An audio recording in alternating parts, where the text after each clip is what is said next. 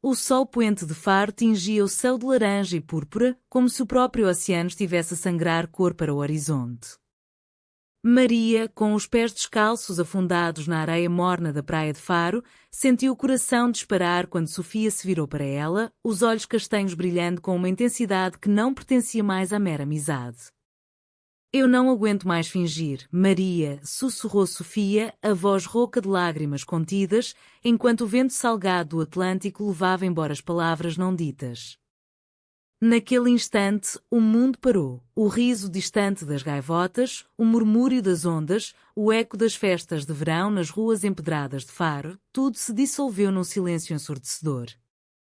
Sofia estendeu a mão, trêmula, e Maria, contra todos os instintos de autopreservação moldados por anos de tradições portuguesas que sufocavam o diferente, entrelaçou os dedos nos dela. Foi o primeiro beijo roubado, salgado como o mar, doce como o figo maduro de um pomar algarvio. Mas naquele toque, Maria soube, o que começava como um segredo partilhado seria o fio que teceria e desfaria as suas vidas. Era o verão de 2018, e Faro, a joia escondida do Algarve, pulsava com a vida despreocupada dos turistas e o ritmo eterno dos locais. Maria cresceu nas ruas estreitas do bairro antigo, onde as casas de paredes brancas se aglomeravam como velhas amigas à volta de uma mesa de azulejos, contando histórias de pescadores e de saudades que o fado tanto lamentava. Aos 18 anos, ela era a filha obediente de um pai viúvo, um antigo marinheiro que agora gerenciava uma pequena tasca à beira da Ria Formosa, servindo cataplana de marisco e vinho de mesa que aquecia as noites. Maria herdara os olhos verdes da mãe, que partira cedo demais para o céu dos santos, deixando-a com um rosário de memórias e o peso de ser boa filha, estudiosa, devota às festas da Nossa Senhora da Conceição e sempre com um sorriso que escondia as tempestades internas. Na escola secundária, o Liceu de Faro, ela era conhecida como a rapariga quieta que desenhava azulejos imaginários nos cadernos de História de Arte, sonhando com um futuro em Lisboa, longe das malhas apertadas da tradição familiar. Sofia chegou como um vendaval do norte, transferida de Coimbra no início do ano letivo. Filha de um professor de literatura e uma pintora excêntrica, ela trazia o cheiro de livros velhos e o sotaque suave do Minho, que fazia as raparigas da turma virarem a cabeça. Com o cabelo curto e cacheado, tingido de castanho avermelhado como as castanhas assadas das feiras de outono, e um guarda-roupa de saias fluídas e blusas bordadas à mão, herança da mãe, Sofia era o oposto de Maria, extrovertida, questionadora, sempre a desafiar os professores com debates sobre Fernando Pessoa e a melancolia portuguesa. A vida é demasiado curta para se viver em segredo, dizia ela nas pausas, citando Camões com um piscar de olho que fazia o coração de Maria falhar um batimento. A amizade nasceu numa tarde chuvosa de outubro, quando o céu de Faro, geralmente tão azul, se abriu em lençóis de água que transformavam as ruas em rios efêmeros. Maria, esquecida do guarda-chuva na pressa da manhã, corria pelo claustro da escola, encharcada e tremendo. Sofia, que passava por ali com um exemplar de mensagem debaixo do braço, estendeu-lhe o seu casaco impermeável sem uma palavra. Não sejas tonta, partilha o calor, riu-se ela, puxando Maria para debaixo do toldo de um café próximo, onde o aroma de pastéis de nata quentes se misturava ao cheiro de terra molhada. Conversaram durante horas, sobre tudo e nada, as lendas das moras encantadas que povoavam as serras do Algarve, as noites de fada em que a saudade se tornava tangível como o sal na pele e os sonhos de escapar para o mundo além das muralhas invisíveis da província. Maria, pela primeira vez, sentiu-se vista não como uma filha perfeita, mas como uma alma com asas cortadas. Os dias seguintes foram um turbilhão de cumplicidade. Juntas, exploravam Faro como se fosse um mapa secreto, o mercado municipal, onde provavam figos pretos e amêndoas doces das amendoeiras em flor, o jardim Manuel Bivar, com os seus pavões que grasnavam profecias ao pôr do sol, e as praias escondidas da ilha deserta, acessíveis só de barco, onde o mar lambia as dunas como um amante relutante. Sofia ensinava Maria a dançar o rancho folclórico com passos leves, rindo das suas tropeçadas, e Maria retribuía contando histórias da avó, uma tecelã que bordava motivos de xadrez alentejano nas toalhas de linho, sussurrando que o amor verdadeiro era como um bordado, paciente, intrincado e capaz de resistir às marés. Tu és o meu fio de prata, confidenciou Maria uma noite, enquanto caminhavam pela marginal, o farol de cabo de São Vicente piscando ao longe como um coração solitário. Mas sob a superfície idílica, sementes de dúvida brotavam. Em Faro, a sociedade ainda ecoava os hinos da Igreja Católica, onde o padre na sé dominava as confissões e as bodas, e as famílias antigas mediam sucesso pelas uniões tradicionais e pelos netos que perpetuavam o nome. Maria sentia o peso nos olhares da tia, que a via como herdeira da linhagem familiar, e no pai, cujas noites solitárias na tasca eram regadas a copos de medronho, lamentando a ausência de uma nora adequada. Sofia, mais livre no seu núcleo boêmio, partilhava histórias de tias que fumavam cigarros escondidas e de um tio que, nos anos 70, marchara nas ruas de Lisboa pela liberdade, mas mesmo ela hesitava ao falar do seu próprio medo. E se o mundo nos engolir antes de nos deixarmos voar? O cruz nasceu devagar, como o amanhecer sobre a Ria Formosa, primeiro um rubor nas bochechas quando os dedos se roçavam ao passar um caderno, depois, olhares prolongados durante as aulas de literatura, onde as palavras de Sofia de Melbrenner pareciam escritas para elas, o mar é o espelho da minha alma. Maria, acordando suada nas noites quentes de junho, sonhava com o toque de Sofia, o cheiro dela lavanda e maresia, e acordava com o peito apertado, rezando à Virgem para que fosse apenas uma fase passageira. Mas não era. Uma tarde, após uma visita ao Museu Municipal, onde admiraram tapeçarias medievais tecidas com fios de ouro, Sofia parou no jardim adjacente e, com a voz trêmula, confessou: "Eu penso em ti o tempo todo, Maria. Não como amiga.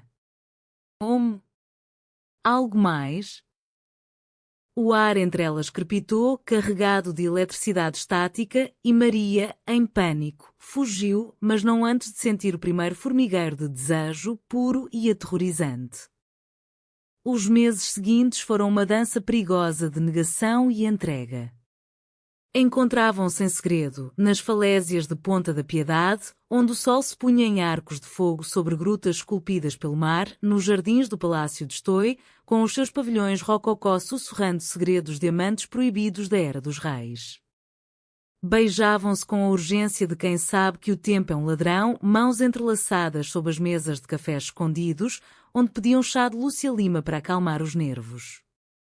Sofia escrevia cartas, à moda antiga, em papel de linho com perfume de jasmim, descrevendo como o coração dela batia no ritmo das castanholas das danças de verão. Maria respondia com desenhos, silhuetas delas duas contra o horizonte de Faro, entrelaçadas como as videiras nos vinhedos do Douro. Mas o idílio não podia durar intocado. O outono trouxe as festas da vindima, com as suas procissões de uvas maduras e canções que celebravam a fertilidade da terra e, por extensão, das uniões heteronormativas. O pai de Maria, orgulhoso das suas raízes algarvias, insistiu que ela participasse do baile local, onde rapazes de famílias pescadoras a cortejariam com olhares expectantes. "É hora de pensares no futuro, filha", disse ele, os olhos nublados pelo vinho. Sofia, convidada para a casa de Maria numa dessas noites, assistiu de longe, o coração a doer ao ver Maria dançar com um estranho, o vestido de chita rodopiando como uma bandeira de rendição. A pressão social infiltrou-se como a névoa da manhã na ria. Rumores começaram na escola, sussurros nas casas de banho sobre as inseparáveis, olhares enviesados nas missas de domingo. Uma colega, invejosa da beleza de Sofia, espalhou boatos de comportamentos impróprios e quando os tabus que ainda pairavam sobre a homossexualidade em comunidades pequenas como Faro, onde o escândalo se espalhava mais rápido que o fogo nas esteiras de palha. Maria, aterrorizada, começou a distanciar-se, cancelava encontros, respondia com mensagens curtas, invocando o dever familiar como escudo. "É só por agora", prometia a si mesma, mas cada mentira era uma faca no peito. O ponto de ruptura veio numa noite de novembro, quando a tempestade atlântica fustigava Faro com ventos uivantes. Sofia, desesperada, bateu à porta da casa de Maria, encharcada e com os olhos vermelhos. Porquê, Maria? Porquê me deixas sozinha nisto? As palavras saíram como um grito abafado, e quando no corredor estreito.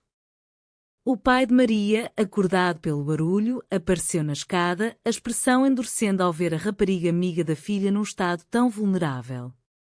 O que se passa aqui? Rosnou ele, a voz grossa de vinho e suspeita. Maria, encurralada, mentiu, nada, pai. Ela só veio pedir ajuda com os estudos.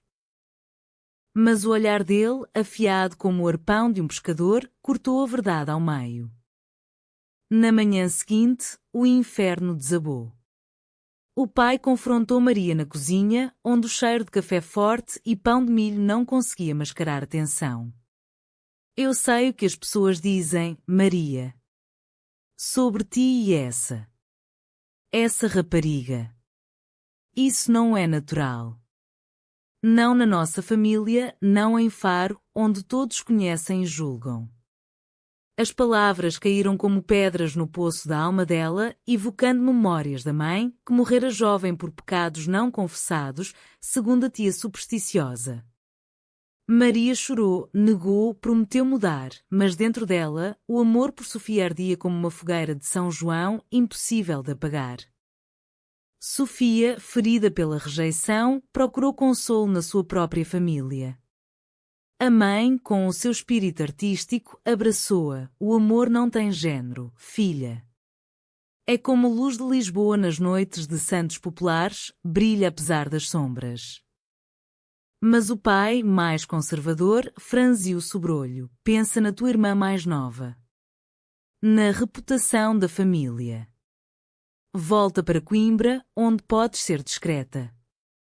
A pressão era um laço que se apertava, sufocando o ar entre elas. A ruptura veio como uma onda traiçoeira, arrastando tudo no seu caminho. 2 semanas após o confronto, Maria recebeu uma mensagem de Sofia: encontra-me na praia da Quinta do Lago. Preciso de te ver uma última vez. O coração de Maria martelava como o tambor de uma procissão de Corpus Christi, mas ela foi, guiada por um instinto que transcendia o medo. A praia estava deserta, o mar agitado lambendo a areia com fúria, espelhando o tumulto interior delas. Sofia esperava-a junto a um tronco flutuante, o cabelo desgrenhado pelo vento, vestindo um jale de lã minhota que cheirava a eucalipto. Eu não posso mais, Maria, começou Sofia, a voz partida como cerâmica rachada. O meu pai descobriu tudo. Ameaça mandar-me para um colégio interno em Espanha se eu não endireitar caminho. E tu? Tu recuaste. Como se o nosso amor fosse uma vergonha. As lágrimas escorriam pelo rosto dela, misturando-se à maresia. Maria, sufocada pela culpa, caiu de joelhos na areia. Não é vergonha, Sofia. É terror. O meu pai diz que me deserdará, que me mandará para ti em Évora, onde as velhas rezam rosários contra o diabo. E a escola? Os olhares, os sussurros. Eu amo-te tanto que dói, mas como podemos viver assim, escondidas como ladrãs na noite? O abraço que se seguiu foi um adeus disfarçado de consolo, corpos colados contra o frio, corações batendo em uníssono como as badaladas do sino da sé ao meio-dia. Beijaram-se uma última vez, lento e profundo, saboreando o sal das lágrimas e o doce amargo da perda. Lembra-te de mim nas noites de verão, quando as estrelas dançam sobre a ria, murmurou Sofia, antes de se virar e partir, a silhueta diminuindo contra o horizonte como uma visão de sonho desvanecendo. Os dias que se seguiram foram um purgatório de ausência. Maria vagava por Faro como um fantasma, frequentando os mesmos lugares com um vazio que ecoava o lamento de um fado de Amália Rodrigues. Na tasca do pai, servia pratos de xarém de conquilha com mãos trêmulas, forçando sorrisos para os clientes que contavam anedotas de pescarias antigas. O pai, aliviado pela normalidade restaurada, tentava reconectá-la ao mundo decente. Apresentava-lhe o filho do padeiro, um rapaz robusto chamado João, com mãos calejadas de amassar pão alentejano e olhos que prometiam estabilidade. Ele é bom rapaz, Maria. Casem-se, tenham filhos, e a vida será como o vinho de lagoa, encorpado e duradouro. Ela assentia, mas o estômago revirava-se. Cada conversa superficial era uma traição ao pulsar do seu coração. Sofia, de volta a Coimbra por insistência paterna, afundava-se nos livros da universidade, onde o ar intelectual parecia mais respirável. Estudava literatura portuguesa, mergulhando em textos de autores como José Saramago, que falavam de amores impossíveis e sociedades opressivas. Mas as noites eram cruéis. Sonhava com as praias de Faro, com o riso de Maria e quando nas grutas, e acordava com o peito oprimido, escrevendo cartas que nunca enviava, páginas rasgadas, manchadas de tinta saudade. A mãe, solidária, enviava-lhe pacotes de bordados minhoto, com motivos de corações entrelaçados, sussurrando: "O amor verdadeiro é como o Rio Douro, curva-se, mas nunca para." Ainda assim, Sofia sentia-se traída não só pela sociedade, mas por Maria, que escolhera o silêncio em vez da luta. Em Faro, o inverno trouxe as chuvas torrenciais que transformavam as ruas em cascatas, espelhando o dilúvio emocional de Maria. Ela começou a trabalhar a tempo inteiro na tasca, evitando a escola onde cada canto lembrava Sofia. Numa tarde cinzenta, enquanto limpava as mesas ao som de um CD de fado vadio, Estranha Forma de Vida, com a voz rouca de Marisa, o pai aproximou-se, os ombros curvados pela idade. "Eu sei que estás a sofrer, filha. Mas o amor que sentes é uma ilusão do mar que engana os marinheiros. A verdadeira felicidade está na família, na terra que nos viu nascer." Pela primeira vez, Maria rebateu: "E se o amor for a terra, pai? Se for o que nos faz enraizar, apesar das tormentas?" Ele abanou a cabeça, murmurando uma oração à Santa Rita, padroeira dos impossíveis, mas o semeá-la de dúvida ficara plantado. A traição veio de onde menos se esperava, da melhor amiga de Maria na escola, Ana, uma rapariga devota das Irmãs Doroteias, que outrora partilhara segredos de infância. Invejosa da ligação profunda que Maria tivera com Sofia e talvez nutrindo um ciúme não confessado, Ana espalhou os rumores para o parco local, que, num sermão de advento, aludiu vagamente a pecados da carne que corrompem as almas jovens. O escândalo rebentou como uma onda de proa, vizinhos cochichavam nas filas do mercado, a tia de Maria ligava histérica de Évora, exigindo que a sobrinha fosse purificada num retiro religioso. O pai, humilhado, confrontou Maria novamente: "Diz-me a verdade ou perdes tudo? A casa, o nome, o teu lugar neste mundo." Sob pressão, Maria confessou não o amor, mas a fraqueza: "Eu errei, pai. Mas ela era a minha luz." A traição de Ana cortava mais fundo que qualquer julgamento externo. Era a perda da inocência da amizade, provando que até os laços mais próximos podiam fraturar sob o peso da conformidade social. Enquanto isso, em Coimbra, Sofia enfrentava o seu próprio vendaval. Namoriscava superficialmente com um colega de turma, um rapaz de óculos e paixões por poesia beat, na esperança de curar o coração partido. Mas cada toque era mecânico, vazio como as festas académicas onde se bebia Jaimlet e se cantava a tuna até ao amanhecer. Numa noite de insônia, folheando um álbum de fotos antigas, imagens delas duas em Faro, rindo com cones de gelado de figo na mão, Sofia chorou até ao exaustão. "Traíste-me, Maria", sussurrou para vazio, mas no fundo sabia, a traição era mútua, um pacto de autopreservação que as separara. O Natal aproximava-se, trazendo as luzes piscantes das ruas de Faro e o aroma de rabanadas fritas em mel. Maria, forçada a participar da missa do galo, sentou-se no banco de madeira polida da Sé, o incenso misturando-se ao cheiro de cera de velas. Enquanto o padre falava da redenção e do menino Jesus que unia os corações divididos, ela rezou não por cura, mas por coragem, a coragem de uma nação que sobrevivera a terremotos e ditaduras, reinventando-se como as oliveiras centenárias do Alentejo. Naquela noite, sob as estrelas que pareciam azulejos celestiais, Maria tomou uma decisão. Escreveria a Sofia não uma carta, mas um bilhete de comboio para Faro. O bilhete de comboio para o Algarve era mais que papel, era um talismã, um voto de fé contra o cinzento do inverno português. Sofia, recebendo a mensagem de Maria, vem. O mar chama-nos de volta. Não como amigas, mas como amantes que escolheram viver, sentiu o mundo inclinar-se. Deixou Coimbra numa madrugada gélida, o comboio serpenteando pelas planícies alentejanas como o Tejo em miniatura, carregando-a para sul com o coração acelerado. Pensava nas traições passadas, a Diana, que revelara segredos como um Judas moderno, a dela própria, ao recuar para a segurança, e a de Maria, cujo silêncio inicial fora uma lâmina afiada. Mas o amor era teimoso como as figueiras que se agarravam às falésias, raízes profundas desafiando o sal e o vento.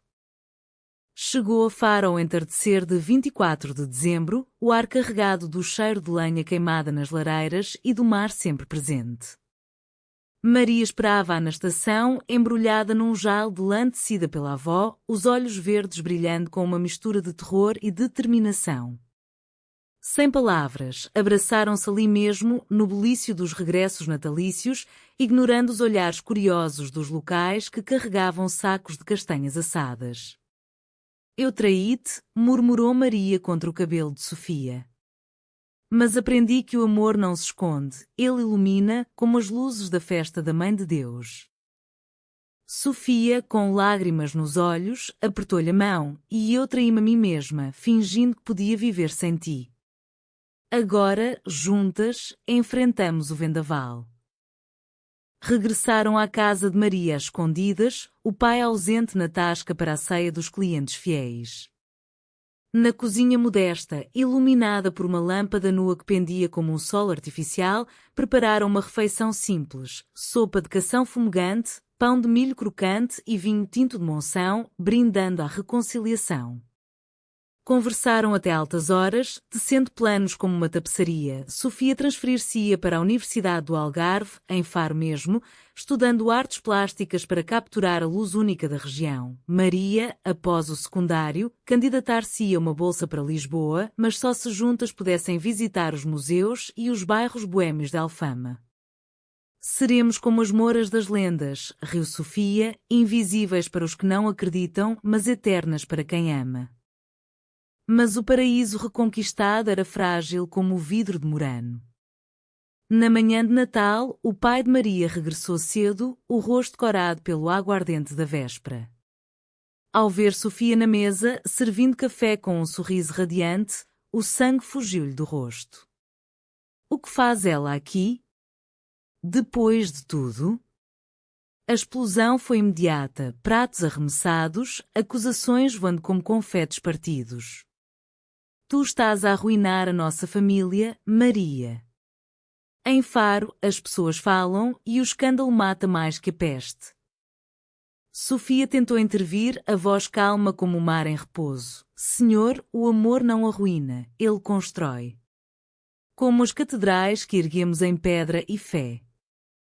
Mas o pai, cego pela tradição, ele, que crescera ouvindo histórias de mães que sacrificavam sonhos pelos filhos, ordenou que Sofia saísse, ameaçando chamar a polícia se ela regressasse. Maria, no epicentro da tempestade, escolheu: se ela vai, eu vou também, pai. Este amor é a minha herança, não a tasca ou as paredes brancas desta casa. As palavras pairaram no ar, pesadas como o sino da sé tocar as horas mortas. O pai, atordoado, desabou numa cadeira, o rosto enrugado contorcendo-se em dor. Pela primeira vez, ele viu a filha não como uma extensão de si, mas como uma mulher forjada no fogo da própria vontade, e quando a mãe dela, que, segundo rumores familiares, amara uma vez de forma não convencional antes de se render ao matrimónio. A fuga foi precipitada. Maria enfiou roupas numa mala velha de couro, herdada da avó, e juntas correram para a Marginal, onde o mar de inverno rugia solidariedade. Apanharam um autocarro para Lagos, cidade vizinha com as suas grutas lendárias, onde Sofia tinha uma tia distante, uma viúva excêntrica que pintava paisagens do Atlântico e vivia num chalé rodeado de buganvílias. Aqui podemos respirar, disse a tia, abraçando-as com braços fortes de quem sobreviver a divórcios e lutos. O Algarve guarda segredos como o vinho guarda sabores, profundos e inesperados. Os dias em Lagos foram um interlúdio de cura. Exploravam as falésias de Ponta da Piedade ao amanhecer, onde o sol nascente pintava o mar em tons de safira e ouro, e ali, de mãos dadas, prometiam proteção mútua. Se o mundo nos atacar, eu serei o teu escudo, como o castelo de Silves contra os invasores. Sofia ensinava Maria a pintar com aguarelas, capturando a luz de faro nas telas, azulejos imaginários que contavam a sua história em azul e branco. Maria, por sua vez, cozinhava pratos algarvios, salada de polvo tenro regada a azeite virgem, evocando as refeições partilhadas na tasca. À noite, enroladas em cobertores de lã da Serra da Estrela, liam poesia à luz de vela, versos de Florbela Espanca sobre amores que desafiavam o destino, sentindo-se menos sozinhas no vasto tear da existência portuguesa. Contudo, o conflito não se dissipara, ele fervia em Faro como caldo num tacho ao fogo. O pai de Maria, consumido pelo remorso e pela solidão, começou a beber mais, a tasca esvaziando-se de clientes fiéis que sentiam a ausência da rapariga alegre. Numa carta trêmula, enviada por correio normal, à antiga, como as das imigrantes no Brasil, confessou: "Eu errei, filha. A tua mãe amava uma amiga antes de mim, e eu forcei-a a escolher. Não repetirei o erro. Volta e traz a tua luz." As palavras eram um perdão hesitante, tingido de culpa católica, mas um começo. Enquanto isso, Ana, a traidora, enfrentava o seu próprio julgamento moral. Num retiro de quaresma nas colinas de Monchique, onde o ar cheirava eucaliptos e oração, ela confessou ao padre: "Eu invejei o amor delas e por isso o envenenei." O Absolution veio com uma penitência, visitar Maria e pedir perdão. Ana o fez, aparecendo no chalé de Lagos com um ramalhete de flores silvestres colhidas nas serras. "Eu fui fraca, Maria. O meu medo do julgamento transformou-me em monstro." O encontro foi tenso, lágrimas e abraços misturados como ingredientes numa cataplana, mas terminou em reconciliação, provando que, na tapeçaria humana, os fios errados podiam ser tecidos de novo. O verdadeiro alto trau irrompeu na primavera, quando as amendoeiras de Faro florescem em nuvens brancas, anunciando renascimento. Sofia, agora matriculada na Universidade do Algarve, recebeu uma bolsa para um workshop de arte em Lisboa, mas hesitou: "E se nos separarmos de novo?" Maria, fortalecida, propôs: "Vamos juntas. Enfrentaremos a capital como enfrentamos o mar, de peito aberto." Partiram de comboio, o mesmo percurso invertido, mas agora com malas cheias de esperança em vez de fuga. Em Lisboa, a cidade das sete colinas e dos fados que curam almas, encontraram um quarto alugado no bairro Alto, onde as ruas ecoavam com guitarras e risos noturnos. Ali, o amor floresceu abertamente. Passeios pelo Chiado de mão dada, visitas ao oceanário onde os peixes tropicais dançavam como memórias do Atlântico e noites em que Sofia pintava Maria à luz de candeeiros de latão mourisco. Mas a pressão social seguia-as como uma sombra, olhares em cafés tradicionais, onde casais heterossexuais dominavam as mesas, e uma carta do pai de Sofia, exigindo que ela escolhesse a família ou o pecado. O ápice da crise chegou numa tarde de junho, durante as festas de Santo António, quando Lisboa se transforma num mar de manjerico e sardinha assada. Sofia e Maria, perdidas na multidão da moraria, berço do fado, onde as vozes lamentam amores perdidos, foram confrontadas por um grupo de jovens conservadores e quando os ecos da marcha das mulheres que ainda lutavam por direitos. Vocês são uma vergonha para Portugal, gritou o rosto ruborizado pelo vinho de cheiro. O pânico subiu como baile. Sofia apertou a mão de Maria, recordando as praias seguras de Faro, mas Maria, canalizando a força das suas antepassadas, mulheres que teciam redes para pescadores e orações para santos, ergueu a voz. O amor é o que nos une, não o que nos divide. Como o Tejo que banha esta cidade, ele flui livre. A multidão, mista de turistas e locais, murmurou, alguns aplaudiram, outros viraram as costas, mas o incidente espalhou-se nas redes sociais, um vídeo viral que as transformou em símbolo involuntário de resistência lésbica no Portugal contemporâneo. A traição final veio do inesperado. O pai de Sofia, visitando Lisboa para uma conferência académica, descobriu o vídeo e confrontou-a num hotel antigo do Rossio, com vistas para o castelo de São Jorge. Eu protegi-te toda a vida e tu jogas tudo fora por isto? Volta para o norte ou corto-te o apoio. As palavras eram uma lamina, evocando a pressão social que sufocava gerações, pais que sacrificavam filhos ao altar da reputação, como nos dramas de Eça de Queiroz. Sofia, tremendo, rebateu: a proteção verdadeira não é prisão, pai. É asas. Maria é a minha asa. Ele partiu, porta a bater como um trovão, mas deixou uma semente. Dias depois, enviou um livro, A Cidade e as Sessões de Pessoa, com uma nota: lê o heterónimo que amava o mar. Talvez encontres respostas. Maria, enquanto isso, recebia notícias de Faro. O pai, inspirado pela ausência dela, começara a frequentar um grupo de apoio para pais de filhos LGBTQ+, organizado pela Associação ILGA Portugal na região algarvia. Ali, entre vinhos de mesa e confissões sussurradas, ouviu histórias de outros que, como ele, aprenderam tarde que o amor filial transcendia géneros. Eu fui cego, como o fado é surdo à alegria, confessou ele numa chamada de vídeo, o rosto suavizado pela humildade.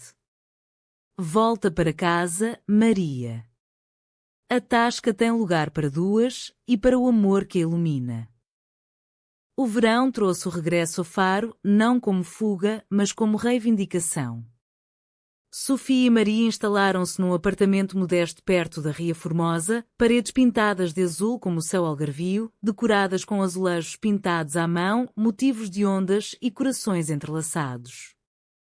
Sofia lecionava workshops de arte para turistas, capturando a essência do Algarve em telas vibrantes. Maria, matriculada em design gráfico na universidade local, criava logos para pequenas empresas familiares, infundindo-as com o espírito romântico da região. Juntas, voluntariavam-se na Associação Local de Direitos LGBTQ+, organizando piqueniques na praia onde casais como elas podiam caminhar de mão dada, sob o sol que não julgava.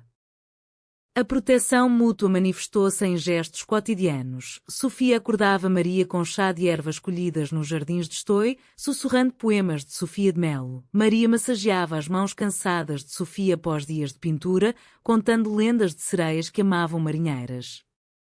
Numa noite de agosto, durante a festa do mar em Faro, com barcos iluminados na ria e fogos que pintavam o céu de estrelas artificiais, elas renovaram os votos num ritual privado. Enterraram uma garrafa com mensagens de amor na areia, prometendo que, se o mundo as separasse, o mar as reuniria. Mas o verdadeiro teste veio com a gravidez inesperada da prima de Maria, um lembrete da pressão familiar para perpetuar linhagens. A família reuniu-se na tasca para a celebração, o ar cheio de aromas de bacalhau à brás e doçaria conventual. O pai de Maria, agora aliado relutante, ergueu um copo, à vida que continua em todas as formas. Sofia, ao lado de Maria, sentiu o escrutínio. Quando é que vocês casam? Têm planos? Mas Maria respondeu com graça: o nosso plano é viver, pai. Como as oliveiras, antigas, resilientes, frutíferas no tempo certo. O outono trouxe curas mais profundas. Ana, redimida, tornou-se amiga verdadeira, ajudando a organizar um evento de arte lésbica em Faro, exposições de fotografias de casais algarvias, ao som de fado moderno reinterpretado por cantoras queer. O pai de Sofia visitou, tímido, trazendo um cesto de vinhos do Minho. A conversa, ao pôr do sol na praia, fluiu como o rio que desagua no mar. Eu traí o teu coração para proteger o meu orgulho. Perdoa-me. Sofia abraçou, lágrimas salgadas como as do Atlântico. O perdão é a ponte, pai. E nós cruzámo-la juntas. Com o inverno a aproximar-se, Faro vestia-se de névoa suave, como um chale de rendas sobre os ombros da terra. Maria e Sofia, agora entrelaçadas na rotina de um amor maduro, enfrentavam o próximo conflito, a decisão de adoção. Inspiradas por histórias de famílias arco-íris em Lisboa, sonhavam com uma criança que crescesse banhada na luz do Algarve, aprendendo a dançar o rancho e a respeitar o mar. Mas a burocracia portuguesa, apesar dos avanços pós-2010, era um labirinto de preconceitos velados, assistentes sociais que erguiam sobrancelhas, famílias conservadoras que questionavam o exemplo dado. E se nos negarem? Sussurrou Sofia numa noite, enrolada nos lençóis de linho, o luar filtrando pelas persianas como confetes prateados. Maria, com a determinação de quem sobreviver a tempestades, respondeu: então criamos o nosso próprio exemplo. Como as mulheres que fundaram as Irmandades de Caridade no século XIX, tecendo redes de apoio invisíveis. Juntas, contactaram a Rede Execo, a Associação Nacional para Jovens LGBTQ+, que as guiou através do Workshops em Faro, sessões sobre parentalidade queer, onde mães lésbicas partilhavam histórias de berços improvisados em apartamentos de Alfama e de filhos que cresciam bilíngues em amor e português. O processo era árduo, entrevistas que dissecavam o seu passado, a traição de Ana como lição aprendida, a reconciliação com os pais como prova de resiliência, mas cada obstáculo as unia mais, como raízes de sobreiro entrelaçando-se na terra seca. Enquanto isso, o pai de Maria transformava a tasca num farol de inclusão, adicionou pratos vegetarianos inspirados na cozinha minhota de Sofia, como caldeirada de legumes com azeite virgem, e pendurou uma bandeira arco-íris discreta na porta, atraindo turistas progressistas e locais curiosos. É pelo futuro, disse-lhe a Maria, os olhos úmidos. Pela neta que um dia poderás ter, sem que eu interfira. Sofia, tocada, convidou-o para um jantar privado. Cozinharam juntos, ele ensinando truques de marinheiro para filetar peixe, ela partilhando receitas de doces de amêndoa do norte. Aquele gesto, mãos calejadas e suaves trabalhando em harmonia, era a essência da proteção mútua, não só entre amantes, mas estendida à família que escolheram construir. O pai de Sofia, mais lento na jornada, enviava cartas mensais de Coimbra, reflexões sobre literatura, citações de autores queer como Virgílio Ferreira e, eventualmente, um convite para visitar a casa familiar no Minho. O reencontro foi em setembro, durante a festa das fogaceiras em Barcelos, onde o ar cheirava a pólvora e pão cozido em lenha. Sofia e Maria chegaram de carro, o Atlas serpenteando pelas autoestradas como um rio de asfalto. A mãe abraçou-as efusivamente, beijando as bochechas com o entusiasmo de quem pinta quadros com cores vivas. O pai, rígido ao início, suavizou ao ver o brilho nos olhos da filha. Caminharam pelos campos de milho maduro, onde o vento sussurrava segredos antigos, e ele confessou: eu temi perder-te para o sul, mas percebo agora, perdeste-me a mim por um tempo. O abraço final, sob o céu estrelado do norte, selou a paz, um pai aprendendo que proteger significava soltar. De regresso a Faro, o casal mergulhou em projetos comunitários. Sofia organizou uma exposição Amores Algarvios, com pinturas de casais LGBTQ mais inspiradas nas grutas e praias, inaugurada na Biblioteca Municipal com fado ao vivo, uma versão moderna de Lágrimas de Orvalho, cantada por uma artista local que dedicou a canção a amantes que desafiam o destino. Maria desenhou os cartazes, incorporando motivos de azulejos renascentistas com toques arco-íris sutis, simbolizando a fusão de tradição e progresso. O evento atraiu multidões, idosos curiosos que recordavam os anos da ditadura, jovens ativistas com bandeiras orgulhosas e até o pároco da Sé que, após uma conversa privada com Maria, murmurou: Deus ama em todas as cores, minha filha. O conflito interno de Maria ressurgiu numa crise de identidade. Questionava se o seu amor por Sofia distanciara das raízes, a tasca, as festas religiosas, o rosário da mãe. Numa peregrinação solitária ao Santuário de Nossa Senhora de Fátima, uma viagem de autocarro através do Ribatejo, com paragens em vilas de Touros e Oliveiras, ela rezou por clareza. De joelhos na capela, rodeada pelo cheiro de cera e flores frescas, visualizou a mãe. O amor não divide, minha querida, ele multiplica como o pão na última ceia. A revelação veio como uma brisa. Ela convidaria Sofia para uma missa conjunta, transformando sagrada em ponte. A missa de domingo na sede Faro foi um ato de coragem.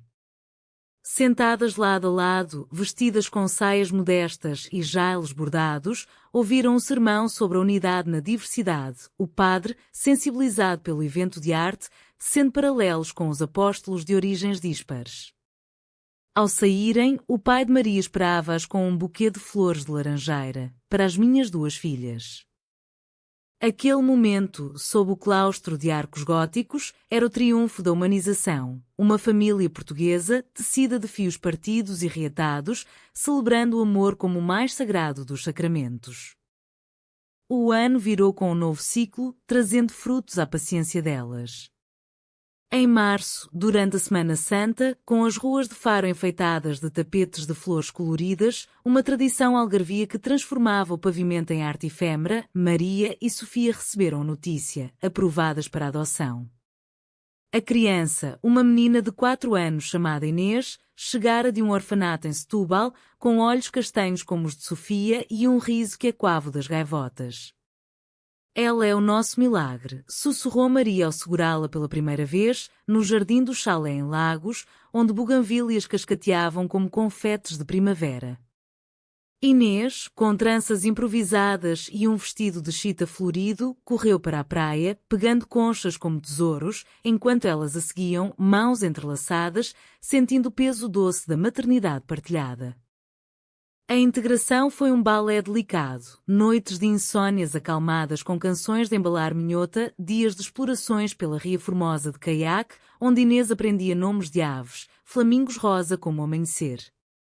Sofia pintava retratos da família, 3 silhuetas contra o mar, em tons de azul e ouro, e Maria contava histórias da avó de Celã, tecendo Inês na tapeçaria familiar. Os avós, agora unidos em aceitação, visitavam. O pai de Maria trazia guloseimas da tasca, doces de amêndoa moldados em corações. O de Sofia, livros ilustrados de contos portugueses, com princesas que salvavam princesas. Proteção mútua, diziam eles, e quando o mantra do casal é o que nos faz imortais. Contudo, o mundo exterior testava-os ainda. Numa escola local, Inês enfrentou olhares curiosos. Tens 2 mães? Como o Papá Noel? As professoras, bem intencionadas mas inexperientes, pediam reuniões constantes. Maria e Sofia, de mãos dadas na sala de diretores, educavam com paciência. O amor é como o fado, varia, mas toca a alma. A comunidade respondia devagar. Vizinhos que outrora sussurravam agora convidavam-nas para churrascos na praia, partilhando histórias de filhos imigrados e saudades partilhadas. O clímax emocional veio no aniversário de 2 anos de relacionamento, celebrado na praia da Ilha Deserta, o lugar do primeiro beijo. Com Inês a dormir no chalé com a tia, elas acenderam uma fogueira pequena, permitida pelas regras do Parque Natural, e assaram sardinhas em grelhas improvisadas, regadas a vinho verde fresco. O mar murmurava aprovação e Sofia, de joelhos na areia, ofereceu um anel simples de prata, gravado com uma onda estilizada. Casa comigo, Maria. Não perante um padre ou um juiz, mas perante o Atlântico que nos testemunhou. Lágrimas misturaram-se ao sal, sim, minha amor. Para sempre, como as estrelas fixas no céu de Faro. A cerimónia foi íntima. No verão seguinte, um piquenique na falésia de Sagres, com amigos, família e a brisa do Cabo de São Vicente como maestro. Vestiram-se de branco, com coroas de flores silvestres, rosas e alecrins colhidos nas serras, e trocaram votos escritos à mão. Eu prometo proteger-te nas tormentas, iluminar-te nas noites e crescer contigo como a vinha no Douro. Inês, com um vestidinho de tul, espalhou pétalas, rindo como se o mundo fosse um jogo eterno. O pai de Maria tocou viola, uma melodia suave de fado ligeiro. O de Sofia leu um poema de Camões sobre amores imortais. Não houve igreja, mas o sol poente abençoou-as com um halo de ouro e as ondas aplaudiram com espuma branca. Anos fluíram como Guadiana subterrâneo, emergindo em surpresas. Inês cresceu bilingue, português e o idioma das mães, cheio de apelidos carinhosos como Meu Sol Algarvio, tornando-se uma jovem artista que pintava murais de azulejos quer nas paredes de Faro. A tasca do avô transformou-se num café cultural, com noites de poesia lésbica e debates sobre direitos, atraindo visitantes de todo Portugal. Ana, agora casada com uma mulher de Lisboa, tornou-se madrinha de Inês, a traição do passado um capítulo fechado num livro de redenção. Maria e Sofia, grisalhas nas têmporas mas olhos ainda brilhantes, passeavam pela marginal ao entardecer, mãos envelhecidas entrelaçadas. Nós vencemos, dizia Sofia, beijando a têmpora de Maria. Não o mundo, mas o medo dentro dele. Maria sorria, evocando o que inicial, aquele beijo roubado na praia, agora multiplicado em décadas de toques. O amor, humanizado pela luta, florescer em legado, uma família portuguesa, tecida de dor e luz, provando que, sob o céu azul de Faro, o coração sabe navegar melhor que qualquer bússola. E assim, no crepúsculo de uma vida partilhada, elas sentavam-se na varanda do apartamento, vendo a ria refletir o pôr do sol. Inês, agora adulta, chegava com a namorada, rindo de histórias antigas. O ciclo completava-se, amizade virando amor, ruptura forjando força, proteção mútua eternizando o laço. Em Portugal, terra de saudades e renascimentos, o seu conto era um hino silencioso, romântico, dramático, profundamente humano.